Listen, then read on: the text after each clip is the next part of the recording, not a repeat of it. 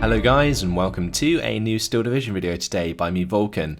Today I have Few Charge versus Gallo in the first round of the losers bracket in the second Asia Pacific tournament. This is Sainte-Mère-Église, and on the Allied side we have the 3rd Armoured, and on the Axis side it is the 3rd Fallschirmjäger. So this is the one and only replay that I have from the losers bracket round 1. Charge found himself here because he lost out to 4 in round 1 of the upper bracket, and Gallo lost out to Ku 2521 in round 2. So these two players now playing in round 1 of the losers bracket in order to move on in the tournament. Loser does go out, so will be out of the tournament completely. So all to play for. Gallo wants to stay in the tournament, of course, and he is a very good player, did make a lot of progress through the Great Paradox tourney so far. So it will be good to see what he can do against Charge, and if Charge can defeat Gallo to move on himself. Also proved to be a relatively good player. So let's have a look at some of the units going down at the start. We do see some armoured rifles in the M3 half-track with some recon there, M4A1 and some AA on the top side. That is a Bofors coming in, I believe, with the M3 half-track. Interesting choice. In the town we have the M3 half-tracks in the armoured rifles, as well as an M5A1, and there's just some recon on the bottom side. However, I'm a bit worried that Charge is going to relinquish quite a lot of control on this bottom side if he doesn't bring another infantry squad down here. So he might just send one of these armoured rifles to the town and one further down, or he might unload the infantry in the town and then send half-tracks to the bottom side to cover that off. The 3rd Fallschirmjäger, they're not actually very mobile though, so it's not like we'll see a massive salient push with some very fast units like you would see with maybe the 9th Panzer or something like that. Instead, you know, Gallo is just going to be bringing out a lot of infantry. He's got some recon here, he's got the Pak 38 Gerlich, he's got the MG and the command infantry. For the town, he's going to be bringing in some Fallschirmjägers. He's got the command infantry there, again AT gun, and a Panzerschreck, which is pretty important just to make sure that he doesn't get overrun by a tank early on. And on the top side, another AT gun, another command infantry, and some Fallschirmjägers up there with some recon. Now this Bofors is actually a pretty damn good choice against the 3rd Fallschirmjägers, because it can take out a lot of units of Gallo very easily without much reply from Gallo. Like, the AT gun can't kill the Bofors. None of this infantry up here can actually kill the Bofors at long range.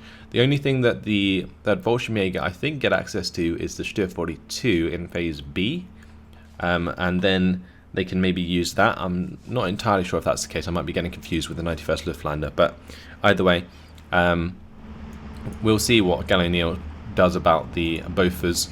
And yes, it is most definitely a Bofors. I just thought that was worth checking. But either way, due to there not being any infantry actually deployed on this bottom side, you can see that the +1 has fallen in favour of Gallo. And honestly, Gallo might choose not to unload where he is and push even further with some of his infantry. That would be a good choice, considering you can see how far the front line is collapsing. But I'm assuming that both players are respecting each other, and Gallo maybe just content with where he is, doesn't want to necessarily overextend. His infantry has all landed into this town, and it seems like Charge did not choose to go up the main road, as there was the LG-40 unloaded, but this is going to put these armoured rifles in a pretty odd position, that's for sure. On the top side, armoured rifles moving into the tree line up here, supported by the M4A1. There is the potential that Charge could make a lot of ground here. This Panzer Abwehr, though, in a pretty good position to engage at 100 meter range. We'll also find the Panzerschreck squad on, or Panzerschreck shot onto the M3 half-track, so that's going to go down very quickly indeed. We do see a Pupchen. That's going to be using its rocket to get the kill onto the M3 half-track, so great job there by Gallo. And so far, things not looking very good for Charge at all. He's not really utilising his M3 half-tracks very well. Gallo-Neil's using this Pupchen very well indeed, and it's not often you see a Pupchen, let alone see it fire. because often the range is just too short on these kinds of units. But the Bofors is now opening up, and you can see there's not too much that Gallo-Neal can really do about that other than fall back. So this Bofors is good, but maybe deployed a little bit further back than I would have liked to have seen. I thought he was going to use it offensively, but apparently not. Charge just unloading that pretty early on. Going to now be reinforcing with infantry across the map. Going to try and sort of take back the bottom side here. With 58% territory lead for Gallo-Neal already. We'll have to see if Charge can bring this back. In Phase A, Charge does definitely have a disadvantage in terms of income. You can see he only gets 70 points per minute, and also his infantry costs a lot.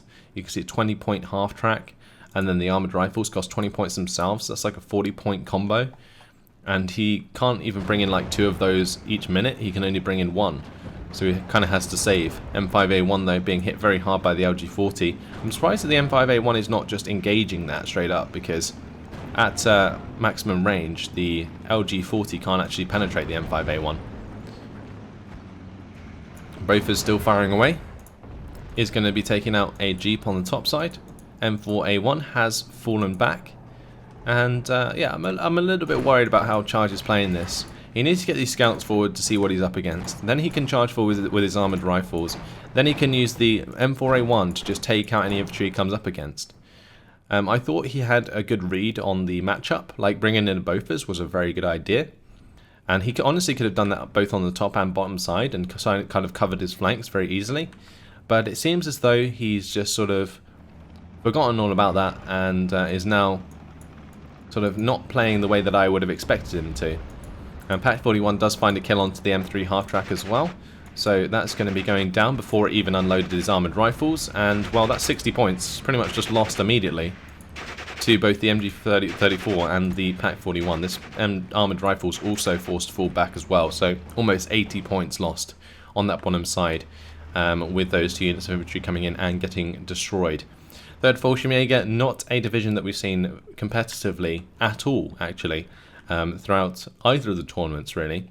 But definitely doing a good job here, Gallo-Neal, to solidify his position. I just feel like Charge did have a big advantage, especially with the M4A1s. He just needs something to reveal the units he's fighting, and then the M4A1 can just literally run them over with its 50 cal, with its 30 cals, with its 5 HE main gun. On the bottom side, it's going to be all about the M5A1s here as well. Pack 41s can deal with M5A1s quite easily, but in the town, this LG40 should not really be alive. The M5A1 could easily kill that, I feel. Anyway, L6 is on the way from Gallo-Neal. That is one choice of unit that Gallo-Neal could use to maybe contest a Bofors. But the Bofors does have the range over the L6. The L6 only having 800 meter range, Bofors 1000 meter range. So there is that disparity. And Gallo-Neal also choosing to bring in this mortar, which is another good choice. It just depends on whether or not that will have the range onto the Bofors, because I'm pretty sure 3rd Fallschirmjäger can't get any super long range mortars at the start of the game. At least not in Phase A. So that might be like a 900 meter range mortar. We'll have to wait and see when it unloads. And I'm pretty sure that's the case. I just haven't seen the 3rd Fallschirmjäger played in so long that I'm actually unfamiliar with their units. 81mm mortar does actually have 1000 meter range there, as you can see. Fallschirmjägers have come to the edge of the tree line here. LG40 is going to be targeted by the M5A1. And as you can see, it is slowly killing it off. And the M3 half-tracks, once that LG40 is dead, will just be able to pin down all of the Fallschirmjägers. However, Pack 41 Gerlich has found line of sight onto both of these half-tracks. Bails out one, shooter wounded on the other. Great job by Gallo-Neal finding that position, and the 81mm mortar also finding the shots onto the Bofors here. Now, Charge did start to move that back, and then probably started to focus elsewhere, so it hadn't fallen that back immediately because he hadn't noticed that had stopped moving. But another Bofors now coming in on the bottom side. Yeah, these Bofors definitely a half decent choice. M21 mortar carrier though, probably a better choice if you want to take care of the fire support that Gallo-Neal is bringing in. This L6 ready to tear apart some armoured rifles. It does have the 20mm autocannon plus the machine gun. Can do a ton of damage at both close and long range. M5A1 is going to be looking for the engagement there, and will find it most likely, but he's got to keep the range on the L6. He doesn't want to get the L6 or allow the L6 to engage at 800 meter range, because that can start to become a problem. The 20mm autocannon with 5 AP can definitely start to do a lot of damage. L6 though is going to be engaging the armoured rifles and will melt them very quickly with the help of the sharpshooter. Now these sharpshooter, they used to have a different main weapon. It was actually changed in the patch to the G43 with a scope. So that was very cool indeed. But that's going to be doing a lot of damage to the armoured rifles here, and forcing them to fall back. So the issue that we're seeing here is that even though Gallo has had a pretty overwhelming advantage throughout the game so far, he can't really push, and that's because he relies quite a lot on infantry, on this fire support, and that would be one reason that the 3rd Fallschirmjäger is not really played very often anymore. They don't have the overwhelming ability to push like other divisions do. So you could maybe rely quite a lot on these Panzer L6s, for example, but especially against a division like the 3rd Armoured, M5A1s can deal with your L6s at max range. There's M4A1s that can pretty much demolish any of your armoured vehicles, and therefore you're just solely reliant on infantry. And Gallo could possibly use smoke to like advance his position with the Fallschirmjägers, but I'm pretty sure he's comfortable on a +2 and therefore isn't making an overwhelming effort to push forwards, and this Pak 41 even finds the kill onto the M21 mortar carrier here, which is actually a devastating blow for charge. He's invested a lot of points into that mortar carrier, and that's not something you'd like to see. But yeah, that's actually a strategy that the charge could have used. If you were playing the 3rd Armoured into the 3rd Fallschirmjäger, going for like the double M21 mortar carrier start would have actually been a pretty nice choice to kill a lot of the Pak 41 Gerlichs, kill the like LG40s and all that good stuff. But this Pak 41 finding the crew knockout onto the M5A1, surely only going to be a matter of time until it finds a penetrating shot. If not, the M5A1 might just kill off the Gerlich, and it most certainly does. Gets a shot on target there, very accurate shot indeed. Those M5A1s need to hit their target because they have literally no HE value, so a direct hit onto the enemy AT gun does knock it out. We are seeing some aggression on this top side from Gallo, pushing with his Fallschirmjägers, with his Fallschirmführer and the Panzer Abwehr onto Scout's armoured rifles. HS129 going to be trying to pop the M4A1, does get the weapon jam there, doesn't find the kill, both is going to be forcing it to fall back. Jumbo is on the way. Now this is a big problem for the 3rd Fallschirmjäger. There is not too much that the 3rd Fallschirmjäger has that can deal with the Jumbo, if anything actually. It's going to be solely reliant on off-map maybe to force it to fall back, also HS129s. But if Charge has already started to invest in Bofors, then that could be a problem for Gallo moving forwards. But Gallo still making a lot of ground here. Mortar fire coming down onto the Bofors very nicely, cleaning that up. Gallo knew exactly what he needed to get the job done, and yeah, mortars killing off the Bofors. So it looks as though Gallo sneaking up this Pupschen at the moment, and if he finds 500 meter range, the Pupschen can get the kill onto the Jumbo. It does have the AP value to do so. Will not find the kill, however. Jumbo does have 20 front armor, so if the Jumbo is front facing, at 500 meters the Pupschen will not be able to penetrate the Jumbo. It needed to be closer than that, or find a side armor shot. And considering how slow the projectile is, the Jumbo I think had time to face armor before the projectile even hit it. So there's something, that was something to worry about as well. 81mm mortar now going for the Bofors on the bottom side. Pupschen taken out here. Another Pupschen on the top side, still falling back. Here's a +3 currently for Gallo-Neal, 65% territory lead. But with that one Puption down, it's only the Panzer Abwehr really that stands in the way of this jumbo from making a push through on the top side. You do see the infantry now coming in to support, and it looks like this supply has been brought up to maybe repair the M4A1. So I'm not sure if Charge is going to be able to bring this back, honestly. +3 currently for Gallo-Neal is pushing him towards 1,500 points. And when you get to that sort of threshold, it basically makes it too much work for the opponent to bring it back. Unless you absolutely collapse across the entire map, and then your enemy gets like a +5 or something. Like, there is just nothing that the opponent can do at that point. But Papshin going down there. Ultramiega's opening up onto Engineers. That's just going to open them up to fire from the jumbo. M3 half-track's also able to pin them down very quickly indeed. Their veterancy delaying that. But there you see Ultramiega's now pinned down. As the Engineers move through these tree lines, they will probably reveal the Panzer Abwehr and the Fallschirmjäger, and this jumbo will start to make some ground. Elsewhere though, Gallo-Neal still under control.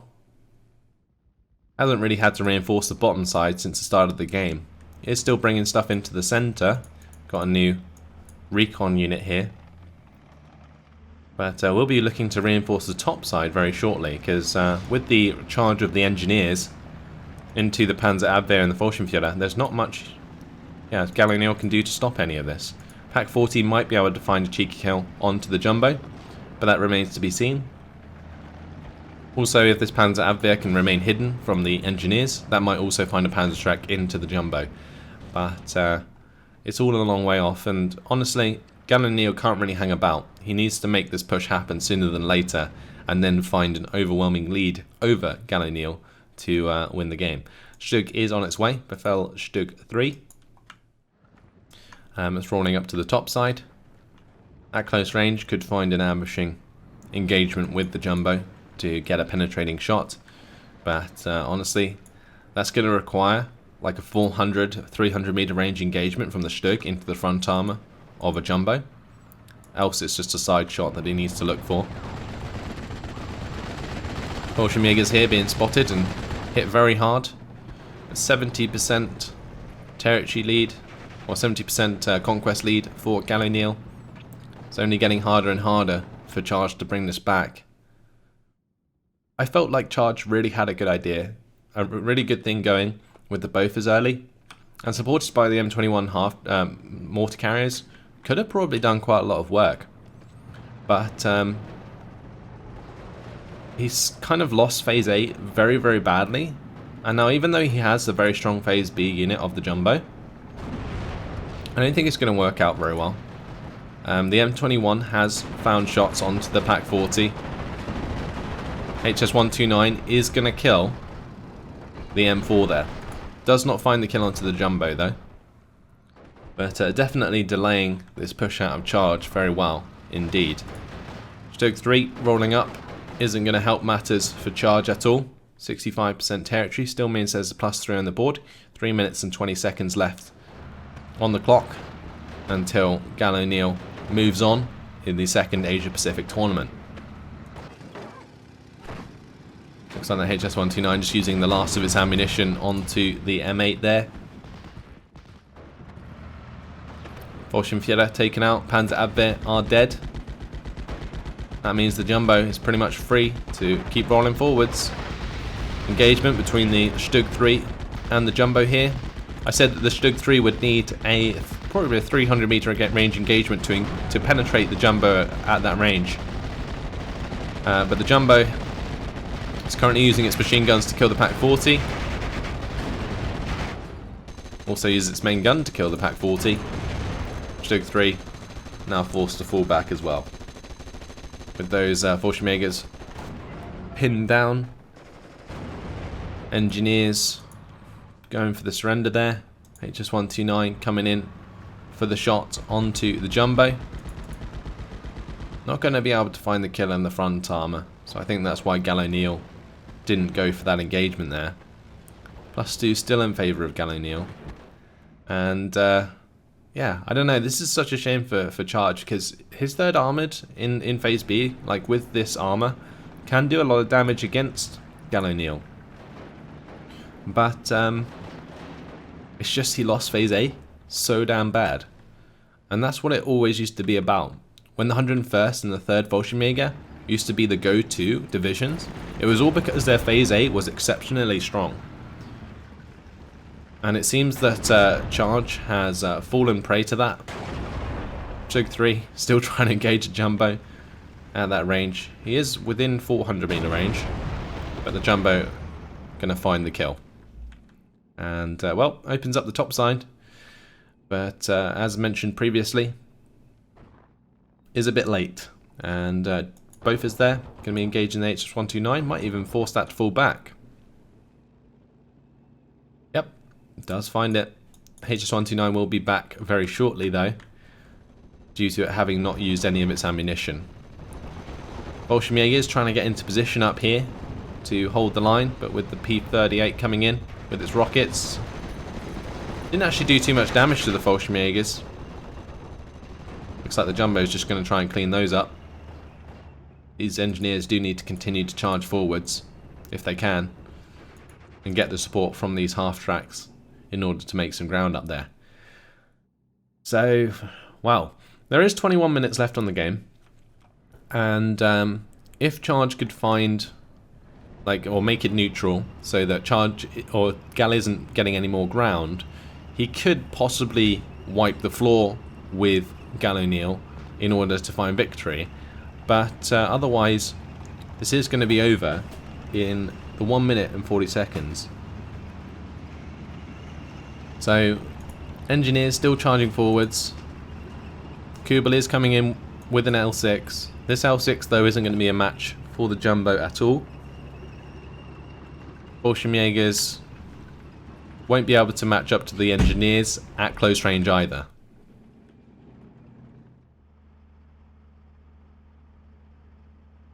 Another Stug 3 being brought in by Gal. He's got to get that 300 meter range engagement though, or find a side shot. And that's going to be extremely hard to do. L6 has killed off one of the units of infantry here for Charge. But that is a nice P-38 strike there, as it has pinned down a lot of units from Gallo-Neal. M3 half-track might also pin down the Fallschirmjägers, and that could lead to a lot of surrenders. L6 is moving over to try and kill the M3 half-track. Jumbo there, almost in line of sight, but there can't be any delay. Charge is just taking too long to get this done. And although he's fighting on and making ground, it's just, again, it's just too late at this point. 20 seconds until Gallo-Neal's victory. M5s are making ground on the bottom side with the help of the M4A3105. Like, he's bringing in all of the right units for Phase B. He just lost so much ground in Phase A. And now HS-129. Not going to find any kills as the timer ticks over. 20 minutes and 40 seconds it took Gallo-Neal to defeat Charge in the round 1 of the lower bracket. And you can see the kills and losses actually almost, well, they are in favour of Charge. So that tells you just how much the 3rd Fallschirmjäger did in Phase A and then faltered in Phase B. Because that's the only explanation for why the points were entirely in favour of Gallo-Neal. It's a shame that Charge relinquished so much ground early on, otherwise I feel like he would have had a much better chance moving on. This Jumbo was the perfect buy in Phase B. Took out both those Puptions, took out the Pack 40 and the Stug 3. Losses, Pack 41s in Phase A, really killing off a lot of the forces that were brought in to reinforce. Like, losing an M3 half-track with an armoured rifles as the 3rd armoured is like really bad. Really, really bad. And that definitely didn't help at all with Charge's success during this game. Like, all of the kills were quite simply down to these Gerlichs, and if he had like a mortar carrier, or even those Bofors online earlier, he could have definitely just killed off the fire support and rolled through with the Shermans and the Stuarts. But hindsight's 2020, and obviously Charge would have seen the battlefield from a different perspective, so there is that to think about as well. But in the meantime, guys, so that's all. Gallo Neal will be moving on to the losers bracket, round 2, where he will face Jackson's Toy, who defeated Bly's Flower in the losers round 1, but was originally defeated by Protoss Soccer. So we'll have Gallo Neal next against Jackson's Toy, and then we'll also be looking at 4 versus Theoman 222, again in the losers bracket, round 2. Those are our next 2 games. Hopefully you guys have enjoyed this one. Thanks for watching, and I'll see you in the next one. Goodbye.